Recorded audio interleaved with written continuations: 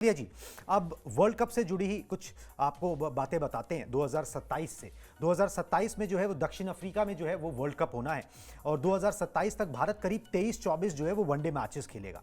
मतलब अगले 2 साल तक इन दोनों को ये वनडे मैचेस जो है 23-24 खेलने होंगे, साल के 12 औसतन पकड़ लीजिए। फिटनेस और फॉर्म इन दोनों का साथ दे रही है और रोहित विराट का एक और खिताब जीतने का इरादा जो है वो उनके बयानों से साफ नजर आता है। 2027 तक शुभमन गिल और ज़्यादा कप्तानी में मैच्योर हो जाएंगे, परिपक्व हो जाएंगे और इस वजह से जो है ना ये दोनों जो है बने रहना चाहते हैं। सर एक ना चीज़ देखने को मिली है पिछले कुछ टाइम से, धोनी ने विराट को कप्तानी दी, टीम में बने रहे 2-3 साल तक, 2.5 साल तक। उसके बाद विराट से कप्तानी रोहित को जाती है तो विराट बने रहते हैं। ये एक लेगेसी जो है ना वो चलती आ रही है। और जब धोनी को भी कप्तानी मिली थी सचिन तेंदुलकर टीम में बने हुए थे। ठीक है भाई, कोई ऊपर जो है ना एक्सपीरियंस बंदा रहता है, वो जब आप किसी को कैप्टेंसी देते हो ताकि आपके पास कोई और हो लुकअप करने के लिए, सलाह लेने के लिए, मशवरा करने के लिए। तो एक चीज़ तो ये इन्होंने तय हो गई कि भाई ये खेल रहे हैं, ये रिटायर नहीं हो रहे, वो एक खिलाड़ी का खुद का फैसला होता है। मगर एक लॉजिकल तार्किक बात ये भी है कि भाई अब आप जो बेटन दोगे वो आप एकदम 2027 के बाद तो किसी को थमा नहीं दोगे।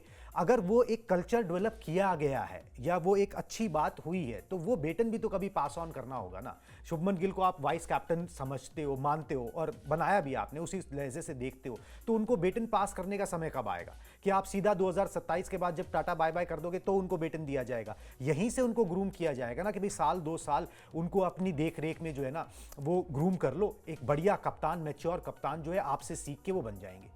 अब मुझे लगता है कुणाल, पता नहीं, मतलब मैं हो सकता है बिल्कुल ही गलत बोल रहा हूं, मैं स्वीकार करता हूं इस बात को, लेकिन मुझे लगता है कि इस टीम में खासतौर पर जिन खिलाड़ियों का हम जिक्र कर रहे हैं जो डिसाइडिंग फैक्टर्स हैं, यानी जो बड़े नाम हैं जो इस तरह के फैसलों में अपनी राय रखते हैं और जिनकी राय सुनी जाती है, इन सबके दिमाग में ना, मतलब नाम लेके बात की जाए तो रोहित शर्मा या विराट कोहली, अब इनके दिमाग में कप्तानी वप्तानी ना बहुत ज्यादा रह नहीं गई है। इनके दिमाग में अब अगर कुछ है तो वो है सिर्फ जीत, कि हमें किसी टूर्नामेंट में जाना है तो जीत हासिल करनी है। वरना रोहित शर्मा का वो स्टेटमेंट याद कीजिए कि 2019 के वर्ल्ड कप में मेरे 5 शतक थे लेकिन ट्रॉफी नहीं थी। उसके बाद वो 2023 में किस तरह से वर्ल्ड कप में फाइनल में लगातार मैच जीतने के बाद जाते हैं, हारते हैं, वो मायूसी उनके चेहरे पर दिखती है, वो आंसू उनकी आंखों में दिखते हैं। वहां से 2024 का वर्ल्ड कप आता है T20, वहां पर वो जीत हासिल करते हैं। मुश्किल परिस्थितियों में फाइनल जीता था भारत ने, भूलना नहीं चाहिए। 25 का चैंपियंस ट्रॉफी हम सब ने देखा, वो 200-250 रन के आसपास का जो लक्ष्य था वो इतना आसान लक्ष्य नहीं था, वरना 49 ओवर नहीं लग जाते। तो इन खिलाड़ियों में मेरे ख्याल से कप्तानी को लेकर कि मैं ही कप्तान बना रहूंगा तभी खेलूंगा, या जो वो ईगो होता था ना, जो आज से पहले कुछ साल पहले तक क्रिकेट टीम्स में होता था कि ये मेरी कप्तानी है, मेरी कप्तानी में ये खेल रहा है। वरना आपने धोनी का उदाहरण दिया, धोनी की कप्तानी में सिर्फ सचिन तेंदुलकर को, धोनी की कप्तानी में तो वीरेंद्र सहवाग खेले, धोनी की कप्तानी में गौतम गंभीर खेले, धोनी की कप्तानी में युवराज सिंह खेले, जहीर खान खेले। तो ये तो भारतीय क्रिकेट शायद कप्तानी के उस लीडरशिप स्किल में तो अभी है, लेकिन वो जो ईगो वाली बात होती थी ना कि मैं कप्तान हूं, मतलब कप्तान मतलब बॉस, वो जो बॉस वाली फीलिंग थी वो शायद जा चुकी है इस टीम से।